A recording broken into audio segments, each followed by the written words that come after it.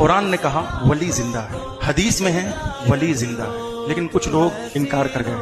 मगर आज भी अल्हम्दुलिल्लाह जो कुरान ना समझ पाए, हदीस ना समझ पाए, ये छोटा शरीफ पहुंच जाए, इंशाअल्लाह वो अपनी आंखों से देख लेगा, हाँ हाँ वली जिंदा है। अगर वली जिंदा ना होता तो ये जिन्नात किससे बात कर रहे हैं? ए मखदूम छोड़ दे, ए मखदूम फैसला फरमा दे, ए मखदूम फला ने खिलाया था, ए मखदूम अब नहीं होगा, ए सैयद, ए जलाली छोड़ दे, फैसला कर दे।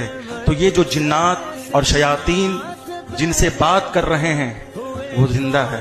तो पता क्या चला कि कुरान समझ में नहीं आया, हदीस समझ में नहीं आई, मगर जब जिन्नात आए तो समझ में आ गया कि जब मखदूम जिंदा है तो ख्वाजा भी जिंदा है, जब ख्वाजा जिंदा है तो अल्हम्दुलिल्लाह बगदाद के बड़े पीर भी जिंदा हैं, और जब गौसे आजम जिंदा हैं तो हुसैन इब्ने अली भी जिंदा है, और जब हुसैन जिंदा है तो हुसैन का नाना नबी भी जिंदा है।